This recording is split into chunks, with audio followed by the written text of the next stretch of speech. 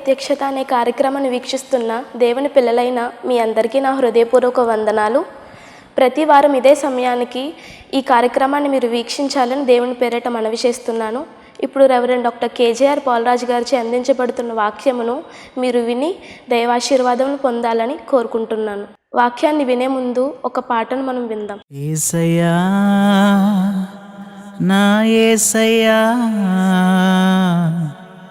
నీవే నా బలమా,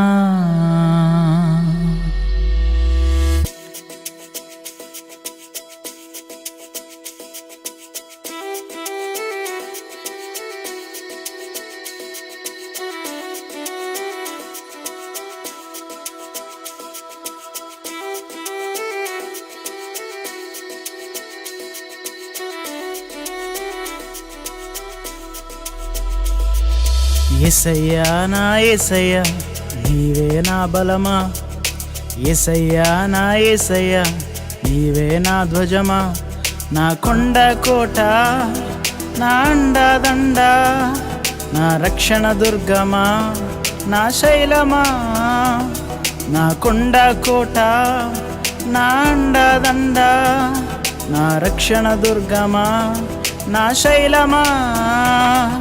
స్తుతి స్తుతి నీకే నా ఆరాధనా నీకే, స్తుతి స్తుతి నీకే నా ఆరాధనా నీకే.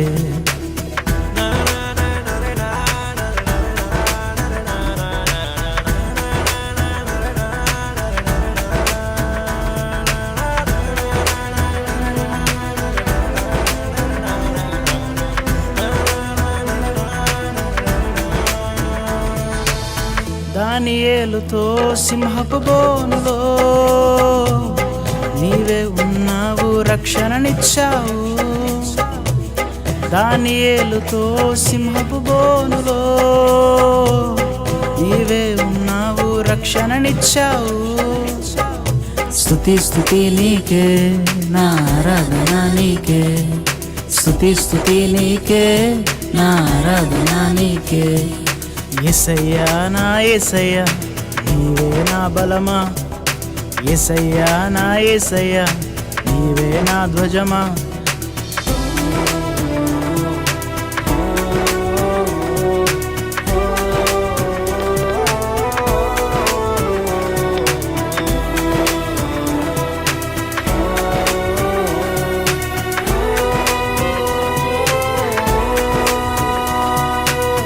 షడ్రకు మేషకు అబేద్నెగోలతో తోడై ఉన్నావు, అద్భుతం చేశావు.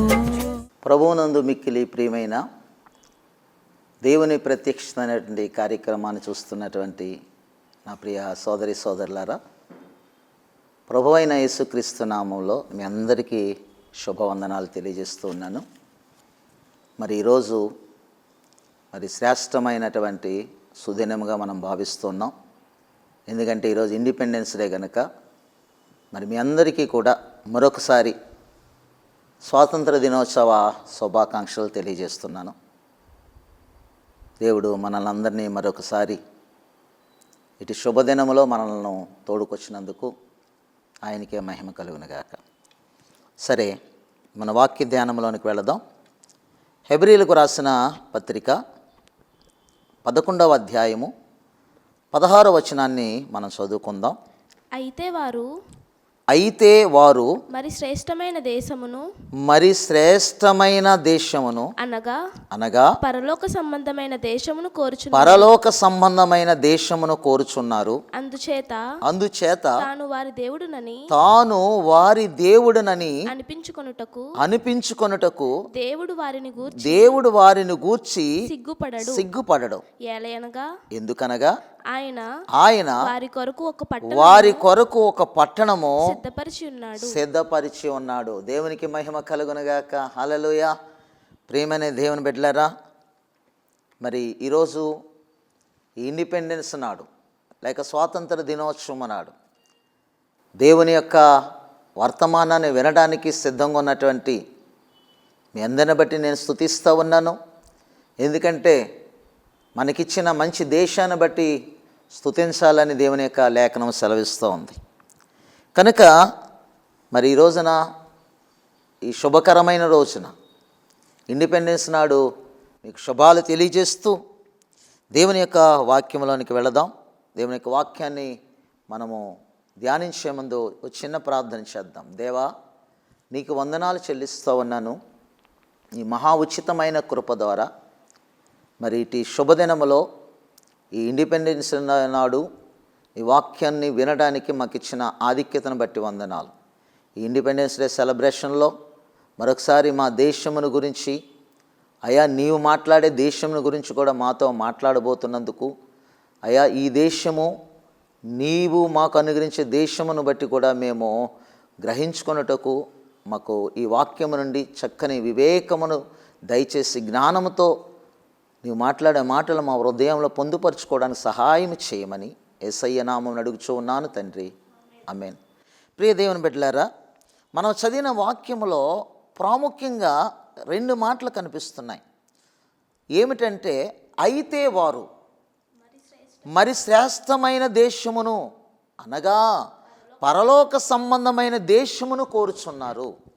తర్వాత అందుచేత తాను వారి దేవుణ్ణి అనిపించుకొనుటకు, ఎవరైతే శ్రేష్టమైన దేశాన్ని కోరుతున్నారో వారి చేతట వారి దేవుణ్ణి అనిపించుకోవడానికి ఆయన ఆ యొక్క సిగ్గుపడకుండా మరి చక్కని పట్టణాన్ని సిద్ధపరచబోతున్నాడు. ఎందుకనగా ఆయన వారి కొరకు, ఎవరి కొరకు? శ్రేష్టమైన దేశాన్ని ఎవరైతే కోరుకుంటున్నారో వారి కొరకట ఆయన ఒక పట్టణాన్ని సిద్ధపరచుచున్నాడు. ప్రియమైన దేవుని బిడ్డలారా, ఏమిటి ఈ పరలోక సంబంధమైన దేశం అని మనం ఆలోచన చేస్తే, ఈ పరలోక సంబంధమైన దేశాన్ని కోరుకుంటున్న వారు ఎవరు? ఆ దేశము యొక్క ప్రాముఖ్యత ఏమిటి? ఆ దేశానికి వెళ్ళేటువంటి వారు ఎవరు అని మనము ఈ ఒక్క వాక్య ధ్యానంలో మనము గ్రహించాలి. ప్రియమైన దేవుని బిడ్డలారా, ఈ యొక్క స్వాతంత్ర దినోత్సవం నాడు మన దేశమును లేక పరసంబంధమైన దేశాన్ని కూడా మనము ఆలోచన చేస్తే చాలా విషయాలు మనం దేవుని లేఖనము నుండి మనం గ్రహించగలుగుతాం. ప్రియమైన దేవుని పిల్లలారా, ఈ యొక్క పరసంబంధమైన దేశం ఎలా ఉంటుంది, దాని ప్రాముఖ్యత ఏమిటి, ఆ దేశంలోనికి ఎవరు వెళతారు, ఈరోజు మన ముందుంచబడిన ప్రశ్నలు.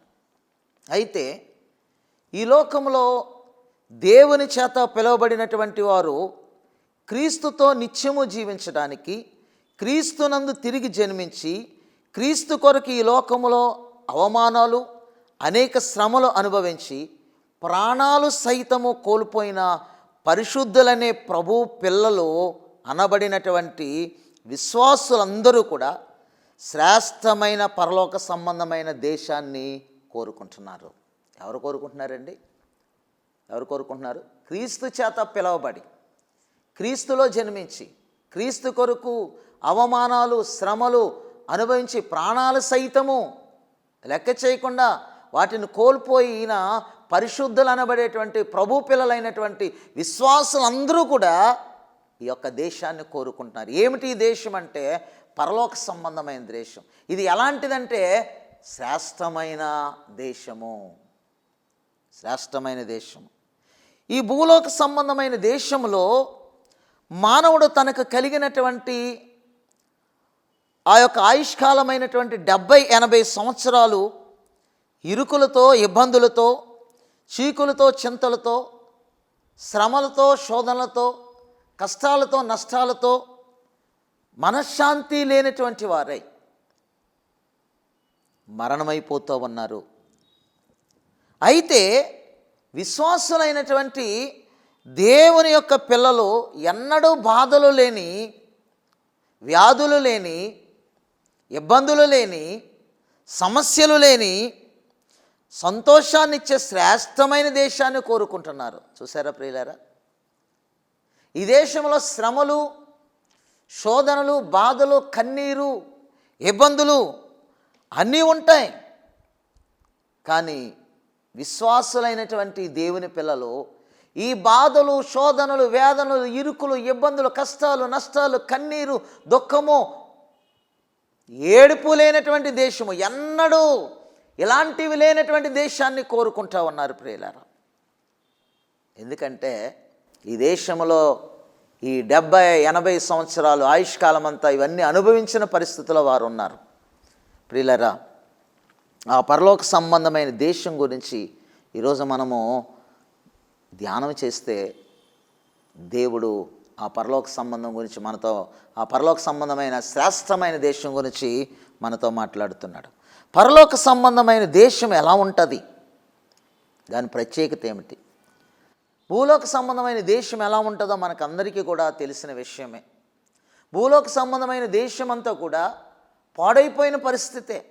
ఈ దేశంలో అన్యాయాలు, అక్రమాలు, ప్రాణ హాని ఒకటి కాదు, చెప్పుకోవడానికి చెప్పుకోలేనన్ని ఈ దేశంలో ఉన్నవారిని, ఈ దేశాన్ని కృంగదీస్తున్నాయి.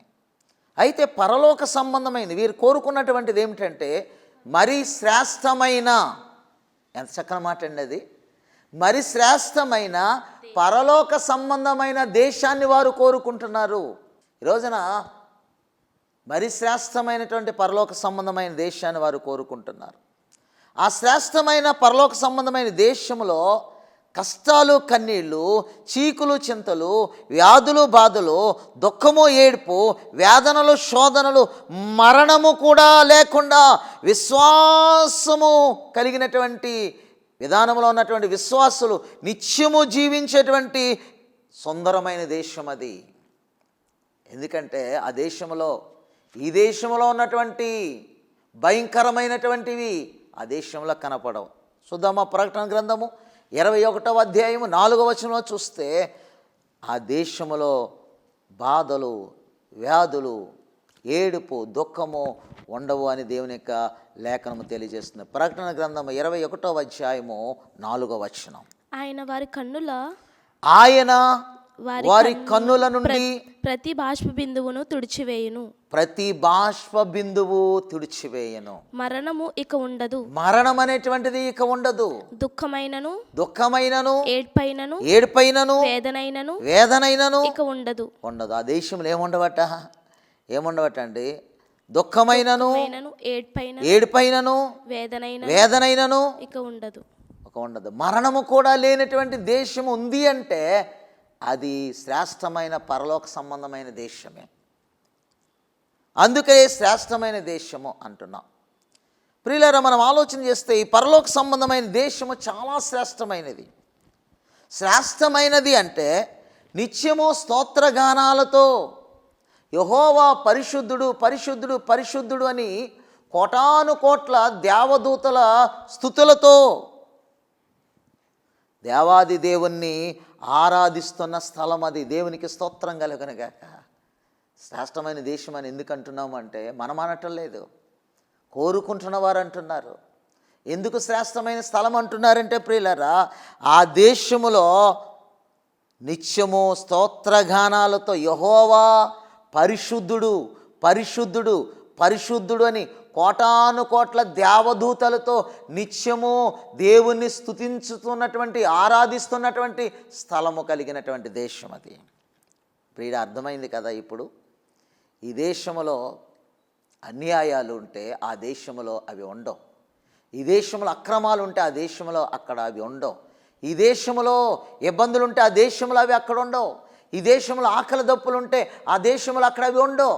ఈ దేశంలో ఉన్నటువంటివి ఏవి కూడా నిన్ను గాయపరిచేవి, నిన్ను బలహీనపరిచేవి, నిన్ను నాశనం చేసేవి, నీకు కన్నీరు తెచ్చేవి ఈ దేశంలో ఉంటాయి, కానీ ఆ యొక్క శ్రేష్టమైన పరలోక సంబంధమైన దేశంలో ఉండవు. అందుకనే విశ్వాసులైనటువంటి దేవుని పిల్లలు, క్రీస్తులో నూతనముగా జన్మించినటువంటి వారు, క్రీస్తు కొరకు శ్రమలు అనుభవించిన వారు, క్రీస్తు కొరకు అవమానాలు అనుభవించినటువంటి వారు, క్రీస్తు కొరకు బాధలను భరించినటువంటి వారు, క్రీస్తు కొరకు ప్రాణాన్ని సైతము లెక్క చేయక ప్రాణత్యాగాలు చేసినటువంటి పరిశుద్ధులు అనబడినటువంటి పిలుపుతో పిలువబడినటువంటి దేవుని పిల్లలు ఆ యొక్క దేశాన్ని ఏం చేస్తున్నారు? కోరుకుంటున్నారు.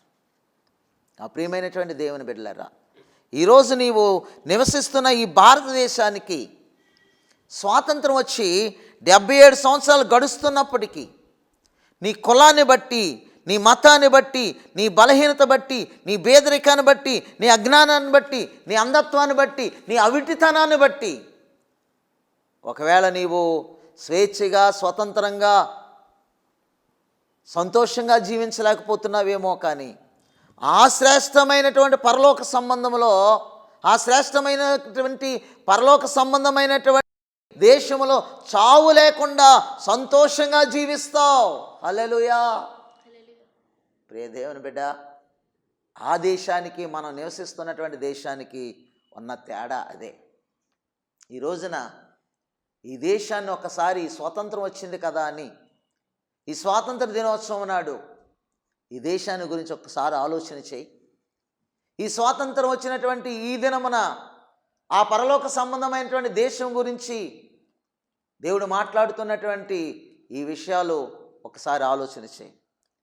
ఒకవేళ నువ్వు భారతదేశ పౌరుడివై ఉండి కూడా ఈ దేశమందు నీ బ్రతుకు భారంగా ఉందేమో, ఎవరు సాయం చేస్తారని ప్రతిరోజు ఏడుస్తున్నావేమో, అయితే మన పౌరస్థితి పరలోకమందు ఉన్నదని మర్చిపోవద్దు. మన పౌరస్థితి ఎక్కడ ఉంది? పరలోకమందు ఉందని మర్చిపోకు. నీ యొక్క పౌరస్థితిని పరలోకానికి ట్రాన్స్ఫర్ చేసుకో. ట్రాన్స్ఫర్ చేసుకోవడం అంటే నీవు క్రీస్తులో తిరిగి జన్మించడమే. దేవుని స్తోత్రం.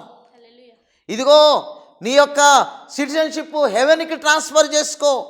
నీ సిటిజన్షిప్ హెవెన్కి ట్రాన్స్ఫర్ చేసుకోవడం అంటే నీ పాత జీవితాన్ని విడిచిపెట్టి పరిశుద్ధునిగా మార్చబడటమే. హల్లెలూయా.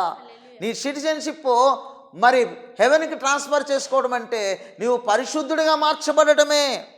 For our conversation is in heaven. నా ప్రియమైనటువంటి దేవుని బిడ్డ, ఈ రోజున నీవు ఆ దేశం గురించి ఇప్పుడైనా ఆలోచన చేస్తావా? ఎప్పుడూ ఆలోచన చేయలేదేమో, ఈ దేశము గురించి ఆలోచన చేస్తున్నావేమో. ఈ దేశంలో ఉన్నటువంటి సమస్యలు, ఈ దేశంలో ఉన్నటువంటి సంతోషము, ఈ దేశంలో ఉన్నటువంటి తాత్కాలికమైనటువంటి ఆనందము, ఈ దేశంలో పడుతున్నటువంటి శ్రమలు, ఈ దేశంలో ఉన్నటువంటి ఇబ్బందుల గురించి ఒకవేళ నీవు స్వతంత్రం వచ్చినా ఉపయోగం లేదు అనుకుంటున్నావేమో. నిజమే కావచ్చు. ఒకవేళ నీవు ఈ లోకానుసారముగా నేత్రాస, శరీరాస, జీవపు డంబం అనేటువంటి పాపంలో జీవిస్తూ ఉన్నావేమో.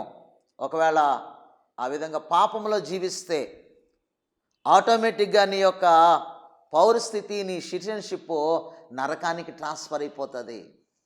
నువ్వు ట్రాన్స్ఫర్ చేసుకోకుండానే నీ యొక్క పౌరస్థితి లేక నీ సిటిజన్షిప్ ఆటోమేటిక్గా నువ్వు చేస్తున్న పాపాన్ని బట్టి, నీవు జీవిస్తున్న జీవితాన్ని బట్టి నీ పౌరస్థితి, నీ యొక్క సిటిజన్షిప్ ఆటోమేటిక్గా నరకానికి ట్రాన్స్ఫర్ అయిపోతుంది. అప్పుడు ఆ నరకంలో నిత్యము అగ్ని చేత కాల్చబడతావు. అక్కడ నిత్యము వేదన, అక్కడ నిత్యము పండ్లు కొరుకుట, అక్కడ నిత్యము బాధ ఉంటాయి. చావు ఉండదు, అగ్ని ఉంటుంది. జాగ్రత్త. ప్రియ దేవుని బిడ్డలారా, నువ్వు ఎప్పుడైనా ఈ పరలోక సంబంధమైన దేశం గురించి విన్నావా? ఎలా ఉంటుందో, దాని ప్రత్యేకత ఏమిటో ఎప్పుడైనా గమనించావా? ఈ లోక సంబంధ దేశాలన్నీ అశాశ్వతమైనవే, కానీ పరలోక సంబంధమైన దేశము ఒక్కటి మాత్రము శాశ్వతమైనవి. అందుకే విశ్వాసులైన, దేవుని ప్రేమించినటువంటి పరిశుద్ధులు అనబడినటువంటి దేవుని పిల్లలు ఆ శ్రేష్టమైన పరలోక దేశాన్ని కోరుకుంటూ ఉన్నారు. ఆ శ్రేష్టమైనటువంటి దేశాన్ని ఇష్టపడుతున్నారు. ఆ శ్రేష్టమైన దేశంలో నివసించాలని ఆశపడుతున్నారు. ఆ శ్రేష్టమైన దేశంలో సంతోషించాలని ఆరాటపడుతున్నారు. ప్రియ దేవుని బిడ్డలారా, మరి నీ సంగతి ఏంటి? వారు ఆ శ్రేష్టమైనటువంటి దేశంలోనికి వెళ్తే మరి నీ సంగతి ఏంటి? నీ మాట ఏంటి? నువ్వేం ఆలోచన చేస్తున్నావు? శాశ్వతమైనవి ప్రధానంగా 4 ఉన్నాయి ప్రియులారా. 1, పరలోక సంబంధమైనటువంటి శ్రేష్టమైన దేశం. 2, నీలో ఉన్న ఆత్మ అనగా నీవు. 3, దేవుడు. 4, నరకం. ఈ 4 శాశ్వతం. మరలా చెప్తున్నాను. 1, పరలోక సంబంధమైన దేశము శాశ్వతం. రెండవది నీలో ఉన్న ఆత్మ అంటే వాక్యము వింటున్నటువంటి నీవు శాశ్వతం. మూడవదిగా దేవుడు శాశ్వతం. నాలుగవదిగా నరకం శాశ్వతం. కనుక ఈ యొక్క దేవుని ప్రేమిస్తున్నటువంటి వారు లేక శ్రేష్టమైన దేశానికి వెళ్ళాలనుకుంటున్నటువంటి వారు నరకం అనే దేశంలోనికి లేక నరకం అనేటువంటి ప్రాంతంలోనికి, నరకం అనే అగ్నిగుండంలోనికి వెళ్ళకూడదని వారు తలంచుకుని దేవుని నామమును బట్టి శ్రేష్టమైన దేశానికి వారు చేరాలని ఆశపడుతున్నారు. ప్రియులరా, మనం ఆలోచన చేస్తే పరలోక సంబంధమైన పట్టణము ఎలా కట్టబడింది? ఆ దేశంలో ఆ యొక్క ప్రాంతంలో నివసించడానికి ఈ యొక్క పరలోకానికి వెళ్ళాలనుకునేవారు లేక ఆ శ్రేష్టమైన దేశానికి వెళ్ళాలనుకుంటున్నటువంటి వారు, ఆ శ్రేష్టమైన దేశంలో నివసించాలనుకుంటున్నటువంటి వారు ఆ యొక్క పట్టణము ఎలా కట్టబడింది అని దాని ప్రాముఖ్యత ఏమిటని మనం ఆలోచన చేస్తే ప్రియులరా, ఆ దేశము మహిమాన్వితమైన పట్టణముగా, ఆ దేశము మహిమాన్వితమైన పట్టణముగా, దాని ప్రాకారాలు సూర్యకాంతములతోనూ, ఆ పట్టణం స్వచ్ఛమైన స్ఫటికముతోనూ సమానమైన శుద్ధ సువర్ణముతోనూ కట్టబడింది. ప్రకటన గ్రంథము 21వ అధ్యాయము 18వ వచనము మనం చూద్దాం. ప్రకటన గ్రంథము 21వ అధ్యాయము 18వ వచనం. ఆ పట్టణపు ప్రాకారములు సూర్యకాంతములతోనూ కట్టబడెను. పట్టణము స్వచ్ఛమగు స్ఫటికముతోనూ సమానమైన శుద్ధ సువర్ణముతోనూ కట్టబడింది. దేవుని స్తోత్రం, హల్లెలూయా. అంతే కదా, ఆ పట్టణం మిక్కిలి సౌందర్యము కలిగిన పట్టణము. దాని వీధులు బంగారుమయము. ఆ పట్టణపు గుమ్మాలు 12 ముత్యములతో కట్టబడి అమూల్యమైన రత్నముల చేత అలంకరించబడినటువంటి అతి శ్రేష్టమైనటువంటి చిరకాలం ఉండేటువంటి పరిశుద్ధమైన పట్టణం. అంతేకాదు, ఆ పట్టణానికి సూర్యచంద్రులు అవసరం లేదు. ఆ పట్టణంలో రాత్రి ఉండదు. ఆ పట్టణానికి క్రీస్తే వెలుగు. ఆ పట్టణానికి నూతన యెరూషలేము అనేటువంటి పేరు ఉంది. ఇది దేవుని మహిమపరిచేటువంటి పరిశుద్ధ పట్టణం. ఆ పట్టణానికి నిర్మాణకుడు ప్రభు అయిన క్రీస్తే. ప్రియ దేవుని బిడ్డలారా, వాక్యం వింటున్నట్టు నా ప్రియ సోదరి, మరి ఆ పట్టణం యొక్క విశిష్టత అది. మరి ఆ శ్రేష్టమైన పట్టణంలోనికి ఎవరు ప్రవేశిస్తారు అని ఆలోచన చేస్తే, ఈ శ్రేష్టమైన పట్టణంలో దేవదూతలు ఉంటారు, తండ్రి అయిన దేవుడు ఉంటాడు, కుమారుడైనటువంటి దేవుడు ఉంటాడు, పరిశుద్ధాత్ముడైన దేవుడు ఉంటాడు. అంతేకాకుండా రక్షించబడినటువంటి ఇశ్రాయేలీలు, మారు మనసు పొంది బాప్తిసము తీసుకున్నటువంటి విశ్వాసులు, అనగా క్రీస్తులో తిరిగి జన్మించి తమ పాపపు వస్త్రాలు క్రీస్తు రక్తములో ఉతుకుకొని పరిశుద్ధమైన ప్రశస్తమైన వస్త్రాలు ధరించుకుని, ఎవడైతే తన పేరును జీవ గ్రంథములో వ్రాయబడినటువంటి వారిగా ఉంటారో, ఎవరైతే తన పేర్లు జీవ గ్రంథములో వ్రాయించుకుంటారో అట్టి వారు ఆ జీవ వృక్షమునకు హక్కు గలవారై గుమ్మముల గుండా, ఆ 12 గుమ్మముల గుండా ఆ జీవవృక్షమునకు హక్కు కలిగినటువంటి వారు ఆ పట్టణంలోనికి వెళతారు. మరి నీవు ఆలోచన చేయి, నీవు ఆలోచన చేస్తావా? ప్రకటన గ్రంథం 22వ అధ్యాయం 14వ వచనంలో ఎవరి పేరైతే ఆ యొక్క జీవగ్రంథంలో రాయబడుతుందో, ఎవరైతే తమ వస్త్రములు గొర్రెపిల్ల రక్తంలో ఉతుక్కుంటారో, ఎవరైతే ప్రశస్త వస్త్రములు కలిగి ఉంటారో, ఎవరైతే రక్షించబడి మారు మనసు పొంది బాప్తిస్మమును తీసుకుంటారో వారు ఆ జీవవృక్షము యొక్క పట్టణానికి అర్హత కలిగిన వారిగా వారి పేర్లు వ్రాయబడినటువంటి వారు 22వ అధ్యాయం 14వ వచనంలో మరి ఎవరి పేరైతే వ్రాయబడుతుందో వాళ్ళు ఆ పట్టణంలోనికి వెళ్తారు. జీవవృక్షమునకు హక్కు గలవారై గుమ్మముల గుండా ఆ పట్టణంలోనికి ప్రవేశిస్తారు. హల్లెలూయా. ఎవరు ప్రవేశిస్తారండి? నీవు మందిరానికి వెళ్తున్నావు, మంచిదే. నువ్వు కానుకలు ఇస్తున్నావు, మంచిదే. ఒకవేళ నువ్వు దశంభాగాలు ఇస్తున్నావు, మంచిదే. కానీ నీ పేరు జీవగ్రంథంలో రాయబడిందా? నీ పేరు జీవగ్రంథంలో రాయబడాలంటే వాక్యం వింటున్నటువంటి నీవు ఇప్పుడే నీ మనస్సును మార్చుకుని పశ్చాత్తాపము చెంది, అయ్యా ఈ లోకంలో నేను 70 సంవత్సరాలు బతుకుతానేమో, 80 సంవత్సరాలు బతుకుతానేమో, ఈ దేశంలో నేను కొంతకాలమే జీవిస్తాను, నేను ఆ దేశంలో జీవించడానికి నా పేరు రాయబడాలంటే ఇదిగా నేను ఇప్పుడే బాప్తిస్మం తీసుకుంటున్నానని బాప్తిస్మం అనుభవంలోనికి వస్తావా? బాప్తిస్మము లేకుండా నువ్వు ఎంతకాలం దేవుని మందిరానికి వెళ్ళినా నీవు పరలోకానికి వెళ్ళావు. దేవుని సేవకుడిగా, ఒక సోదరుడిగా హెచ్చరిస్తున్నాను. నువ్వు ఏమిచ్చినా, ఏమి చేసినా, ఏ సత్కార్యాలు చేస్తున్నా నీవు పరలోకానికి వెళ్ళాలని నీ పేరు జీవగ్రంథంలో వ్రాయబడాలి. జీవగ్రంథంలో నీ పేరు వ్రాయబడితే, నువ్వు తిరిగి జన్మిస్తే, ప్రశస్త వస్త్రాలను ధరించుకుంటే, పాప వస్త్రాలను విడిచిపెట్టి ఆయన రక్తంలో నీవు శుద్ధునిగా సిద్ధపడితే నీవు ఆ పరలోక రాజ్యంలో ప్రవేశిస్తావు. ప్రియ స్నేహితుడా, సోదరి, మరి నీ సంగతి ఈ యొక్క సంతోషకరమైన పట్టణంలో నీవు కూడా పరిశుద్ధులతో ఉండాలనుకుంటున్నావా? లేక ఈ యొక్క భూలోక సంబంధమైనటువంటి ఈ పట్టణంలోనే జీవించుదాం అనుకుంటున్నావా? ఒకవేళ ఈ పట్టణంలో నీవు పరిశుద్ధుడిగా జీవించినా, అపరిశుద్ధుడిగా జీవించినా 70-80 సంవత్సరాలు మాత్రమే బ్రతుకుతావు. కానీ ఖచ్చితంగా నేను చెప్తున్నాను, చావు లేకుండా నిత్యము నీవు ఆ పరలోక పట్టణంలో బ్రతుకుతావు. ఎప్పుడో తెలుసా? ఆ పరలోక పట్టణంలో జీవిస్తావు. ఎప్పుడో తెలుసా? నీవు ఆ పట్టణంలోకి పట్టణంలోనికి వెళతావు. ఎప్పుడో తెలుసా?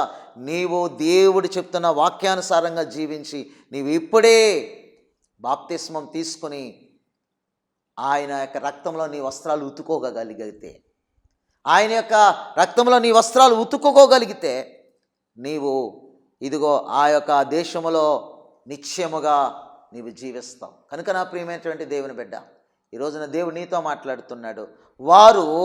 వారు ఏం చేశారంట? శ్రేష్టమైన దేశమును అనగా పరలోక సంబంధమైన దేశము కొరకు వారు ఎదురు చూస్తున్నారు, వారు కోరుకుంటున్నారు. నువ్వు ఏ దేశాన్ని కోరుకుంటున్నావు? ఏ దేశంలో జీవించాలని కోరుకుంటున్నావు? ఈ రోజున ఒక స్నేహితుడిగా నీతో మాట్లాడుతున్నాను. నీవు పరిశుద్ధులైనటువంటి పిల్లల జాబితాలో రాయబడతావా? నీవు విశ్వాసిగా ఉంటే, లేక దేవుని బిడ్డగా ఉంటే దేవుడు నిన్ను నిశ్చయముగా ఆ పరలోక పట్టణానికి దేవుడు నేను తీసుకుని వెళతాడు. నా ప్రియమైన దేవుని బిడ్డలారా, ఈ రోజున వారు శ్రేష్టమైన దేశమును అనగా పరలోక సంబంధమైనటువంటి దేశమును కోరుచున్నారు. వారికి ఆయన ఆ దేశమునంట ఏం చేశాడట? సిద్ధపరిచి ఉన్నాడు. ఆయన వారి కొరకు ఒక పట్టణము సిద్ధపరిచి ఉన్నాడు. ఒక పట్టణము సిద్ధపరిచి ఉన్నాడు. ప్రియులారా, నా ప్రియమైనటువంటి దేవుని బిడ్డలారా, నీ జీవితంలో ఆ పట్టణంలోనికి నువ్వు రావాలి అంటే, లేక నీవు వెళ్ళాలి అంటే, ఆ పట్టణంలో నీ పేరు జీవగ్రంథములో ఉంటే ఆ పట్టణంలోనికి ప్రవేశిస్తాం. ప్రియ స్నేహితుడా, సోదరి, ఇదిగో దేవుడు నిన్ను హెచ్చరిక చేస్తూ ఉన్నాడు. దేవుడు నిన్ను మరి నీకు ఈ అవకాశాన్ని ఇస్తున్నాడు. దేవుడు నిన్ను దీవించినగాక. చిన్న ప్రార్థన చేసుకుందాం. దేవా, నీకు వందనాలు, నీకు స్తోత్రాలు. నీ కృప చేత ఇదిగో నాయన ఆ పట్టణంలోనికి మేము ప్రవేశించినట్లుగా ఈనాడే మా యొక్క పేర్లు నాయన నీ జీవితంలో వ్రాయబడినట్లుగా మేము సిద్ధపడుతున్నాము అని ఎవరైతే ముందుకు వస్తారో వారిని ప్రభువా నీవు నాయన సిద్ధపరిచి వారి పేర్లు ఇప్పుడే నీ జీవగ్రంథంలో రాయండి. వారు తిరిగి జన్మించిన అనుభవంలో నాయన ఉండడానికి కృప చూపించండి. ఆ పరలోక సంబంధమైన శ్రేష్టమైనటువంటి దేశంలో పౌరసత్వం మేము కలిగి ఉండటానికి, అటువంటి పౌరస్థితి మేము కలిగి ఉండటానికి మమ్మల్ని ప్రోత్సాహపరిచినటువంటి ఈ యొక్క సందేశంను బట్టి నేను స్తుతిస్తున్నాము నాయన. నీవే ఇంకనూ నాయన నీ బిడ్డలతో మాట్లాడినటువంటి విధానంను బట్టి వారిని ఇంకనూ బలపరిచి ఆ పరలోక సంబంధమైన పట్టణంలోనికి అయా మీరు మమ్మల్ని అందరినీ ప్రవేశించడానికి కృప చూపించమని, ఈ యొక్క స్వాతంత్ర దినోత్సవం నాడు మేము స్వేచ్ఛ కలిగి స్వాతంత్రము కలిగి ఆ పరలోక పట్టణాన్ని సొంతం చేసుకునేటువంటి జ్ఞానం మాకు దయచేయమని, అట్టి కృప మాకు తోడై ఉండటకు సహాయం చేయమని నజరైనటువంటి యేసయ్య శ్రేష్టమైన నామమును అడిగి వేడుకుంటూ ఉన్నాము తండ్రి. ఆమేన్, ఆమేన్, ఆమేన్. మా చిరునామా రెవరెండ్ డాక్టర్ కేజేఆర్ పోల్రాజ్ గారు, new Jerusalem central church, Saidilpeta, Mendapeta. Doctor BR Ambedkar, Konaseema district, Andhra Pradesh. మా సెల్ నంబర్స్ 9676497742 మరియు 9618277996.